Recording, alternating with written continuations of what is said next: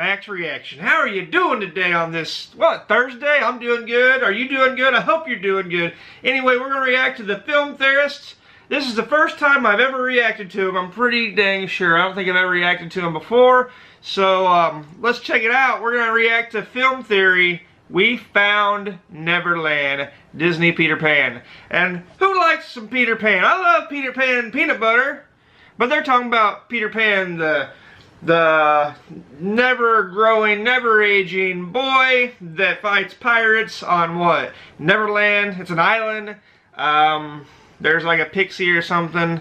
But anyway, he's fighting who? Captain Hook? Like, what a life! You never grow older. So, I mean, you could do all kinds of things like play unlimited video games, assuming that you live, and fighting a pirate. Who don't want to do that?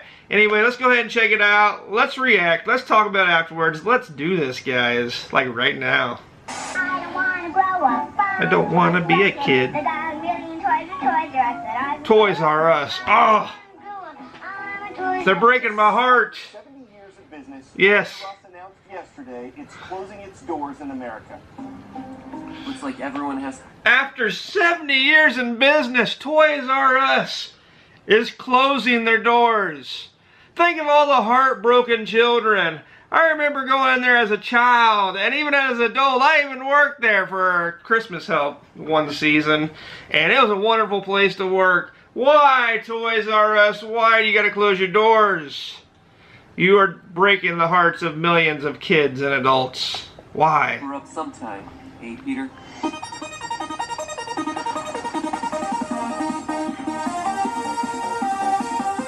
I guess this is his trailer. Or not his trailer, his intro.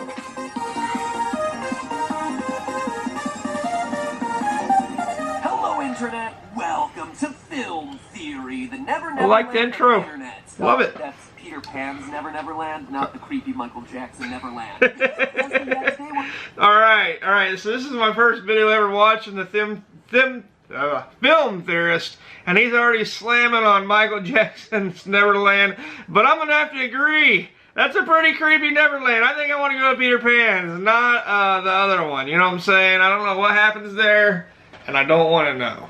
We're exploring the world of Disney's favorite narcissistic tween heartthrob, Peter Pan. As you're probably aware, because I say this literally every Disney episode, growing up I loved all the Disney movies. Heck yeah! Pinocchio, but who didn't want to be Peter Pan? You don't like Pinocchio? He's fighting over him constantly, which is kind of inexplicable when you think about what Whoa. creeper he actually is in his own movie. I never really thought about it, but he is kind of creeper just showing up in little girls' rooms in the middle of the night. That is kind of creepy. You got that right, Film Theorist. You got that right. Mystery boy who sneaks into my bedroom at night and talks only about himself. Give me a piece of that. Whoa! The big draw here is everyone wants to be able to stay a kid forever and play video games. And heck yeah! Taxes suck. But you yeah, they can't do. Peter Pan and stay young forever unless you figure out where Neverland. Wonder where it is. Also grab some fairy dust and fly there and defeat some pirates. So one thing. Let's do it. The geography is clearly the hardest part until today. That's right. The mission for today Show is us. to find the geographic location of Neverland. Sounds absurd, right? No. Actually, Show us. Plenty of hints throughout the movie and books. Second star to the right and straight on till morning and all that jazz. Even J.M. Barrie's original book describes Peter and the Darling children flying over the ocean to get to Neverland, but he just never specifically... I just want to make a side note.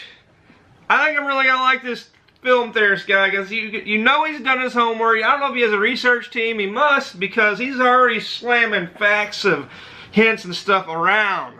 So he's going to let us know where Neverland is, and maybe we can join old Peter Pan. Let's do this. He says where they choose to land. In the original versions, there's no mention of a star at all. He just says second to the right, and then straight on till morning. But I'm not talking hints. I am telling you today that I have definitively located Neverland. Alright. Point that you can actually book your next vacation there and partake in all the swashbuckling and Native American themed racism you want. Oh my gosh! Did you see? Did you see? Did you see his swimwear? Woo! Stop is Neverland. To start, we need to remember that Wendy, John, and Michael Darling live in London. When Peter tells them that Neverland is the... So he started in London. It seems really vague, so but boom, actually boom. the scene gives us plenty of clues to determine determine which direction they're headed. First, I compared this frame of the movie to constellations that could reasonably appear in the London night sky. While we don't get anything too conclusive, we can actually speculate that these stars here might be Mizar and El-Khor, Alright. similar positions to what we see in the movie, though in real life they should appear to be part of the Big Dipper constellation. Anyway, there's no need to get out your astrolabes Right. yet. I'm gonna trust you, bro. Because the good news is we actually don't need the exact stars that they're looking at. Sweet. We can tell which direction Just the they're direction. facing just from the landmarks around them. After flying out of the nursery, the kids and Peter land on one of the sides of the Elizabeth Tower clock. Alright. The east side, to be specific. Now, I already hear you, but actually, people cracking your knuckles, preparing for a wave of comments saying, but actually, that's not Elizabeth Tower, that's Big Ben. But, fun fact, Big Ben is the nickname of the bell inside of the Elizabeth Tower. Boom! Crushed your comments. Of London landmarks. Anyway, how can we tell that they're facing east? Well, look at the shot of Peter and the Darlings flying up to the clock. In the bottom right, we can see a statue of a horse rearing up. Yes. That is, in fact, the statue known as the Boudiccan Rebellion statue, which commemorates an ancient Celtic queen who drove the Romans out of London. Yes, queen! That statue is located to the northeast of the tower. Boom! They're landing on the east side. Going to the right would be them flying south. I think he has us go in the right direction because the evidence he's presenting is factual. Because you know what? That statue is there. I know. But we get an even more specific idea of the direction by tracking their flight. They fly over Westminster Bridge facing east, then they make a sharp turn over the bridge, so sharp that the camera has to rotate to follow Peter to head southwest. And that's the direction the camera follows them until they get to Neverland. TLDR, Boom. they're going south and west of London, which indicates that they're making a transatlantic flight towards the Americas. So, Woo! I live close to Neverland. Down the search for Neverland. Judging by the map that we see of Neverland, we're looking at an island that's fairly small and Kind of looks like a crab if you turn it sideways. Typically, there are two types of lagoons in the Americas. Coastal lagoons, which are connected to the coastline of a much larger landmass, Right. and atoll lagoons, which are more isolated and formed by coral reefs. By the looks of it, there are no major land masses in the Coastal. waters around Neverland, so we can conclude that Neverland is an atoll. Now, atolls require coral reefs and tropical waters, atoll. so that narrows our search a lot, from the southern tip of Florida, throughout the Caribbean, and down through the coast of Brazil. But geography... That's a big area, dude. We also know a lot about what's on that island.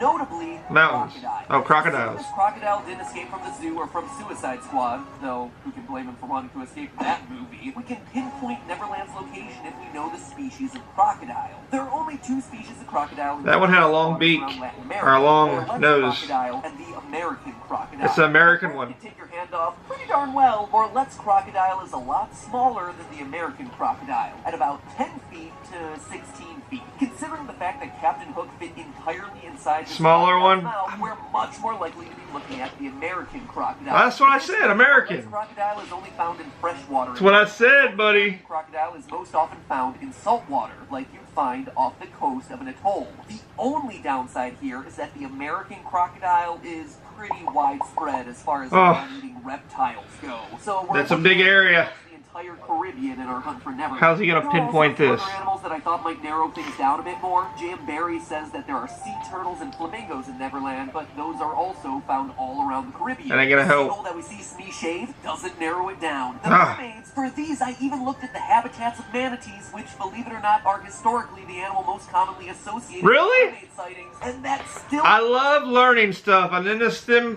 theory stuff, you're gonna learn all kinds of stuff. Why have I not reacted to more of his videos? He's gonna take us to Neverland, man. He's like spreading knowledge. You're increasing my brain power. Woohoo! Didn't narrow things down. So at that point, I ran out of animals and wasn't sure if I was looking at a dead end here. But it turns out that the last part of the theory doesn't hinge on the animals in Neverland. It hinges on the people. Alright. The native people?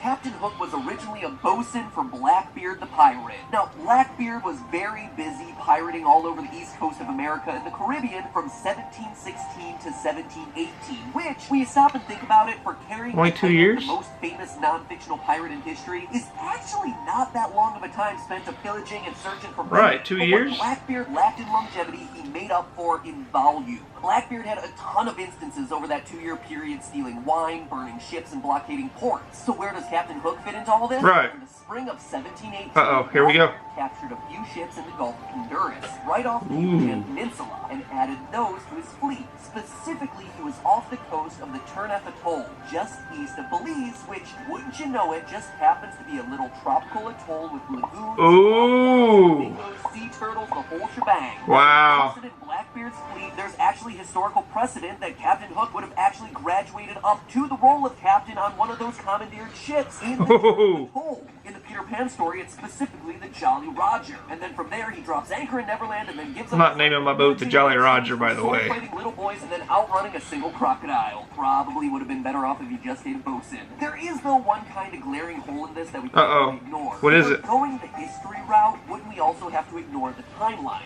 I mean, Blackbeard died in 1718, but the Darling family is clearly from the early 1900s. And we even see Right. things in the movie like the statue of Boudica, which wasn't installed until 1902. Well, it turns out Ooh. we don't have to ignore So the he already timeline. been dead. Even that works out under this theory. We know that once you land in Neverland, you never grow old, right? That's kind It's of true. the of this place. Well, it turns out that Neverland, aka the Turnef Atoll, is the exact historical region believed to contain the Fountain of Youth, the one geographic In the Pirates of the Caribbean? entire world that would actually behave and function like a real-life Neverland. That's amazing. You hear about the Fountain of Youth in history class, talk a lot about Ponce de Leon, who Yeah. mostly looked for it around Florida. The older and much more accurate historical hunt for it was actually performed by Juan de Solis, an earlier Spanish explorer. So much history, man. I love it. Time looking for the Fountain of Youth in the Gulf of Honduras. Due mostly to really bad Spanish historical record keeping, Ponce de Leon was actually 1,000 miles off the mark of the area that he was looking for,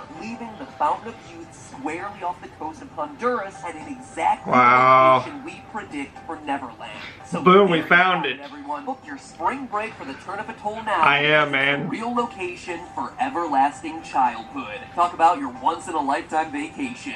But hey, that's just a theory. I like the theory, man. I like the film theory, man. The film theory. What do you guys think? Is this hard, factual, believable evidence? I think so.